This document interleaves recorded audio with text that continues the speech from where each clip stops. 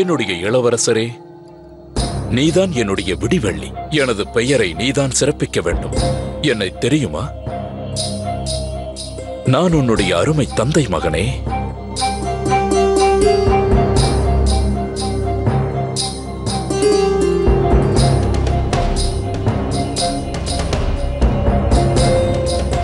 தாங்கள் என்ன செய்கிறீர்கள்?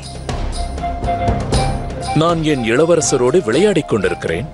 நான் என் மகனை என் கைகளில் ஏந்திக் கொள்ளக்கூடாதா என்ன? நீதான் இவரை பெற்றெடுத்தாய் என்று நான் ஒப்புக்கொள்கிறேன். ஆனால் இவருடைய உடம்பில் ஓடிக்கொண்டிருப்பது என்னுடைய ரத்தம் அல்லவா? ஆம், ஆனால் இப்போது இவன் மிகவும் சிறியவன். சற்று ஓய்வெடுக்க விடுங்கள். செல்லுங்கள், உங்களுடைய அம்மாவிடம் செல்லுங்கள். நிம்மதியாக உறங்குங்கள்.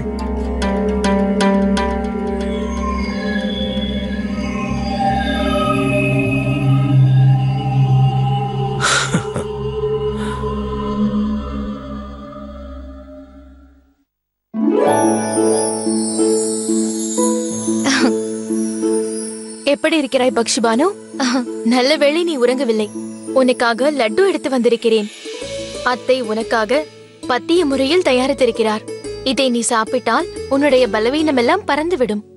இங்கு வைக்கிறேன். எப்படி இருக்கிறார் என்னுடைய சின்ன இளவரசர்?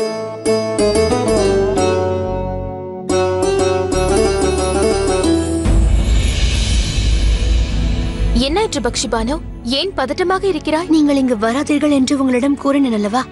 ஆனால் நான் உன்னிடம் இந்த லட்டை கொடுக்க வந்தேன். அதோடு குழந்தையையும் பார்க்கலாம் என்று வந்தேன். நான் கோர வந்தது என்னவென்றால், என்னை விட தாங்கள் தான் அதிக நேரம் ஓய்வு எடுக்க வேண்டும். அப்படியா?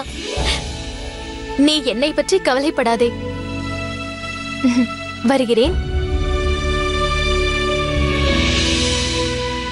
அட, இவன் ஆடைகளை ஈரமாக்கி விட்டான்.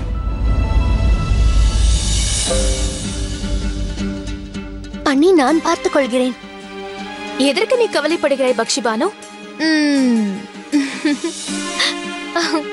நீங்கள் என்ன செய்திருக்கிறீர்கள்? சரி, நான் உன் ஆடைகளை மாற்றுகிறேன். யகுதா, இவர் மிகவும் பிடிவாதக்காரர். என்னவாக போகிறதோ?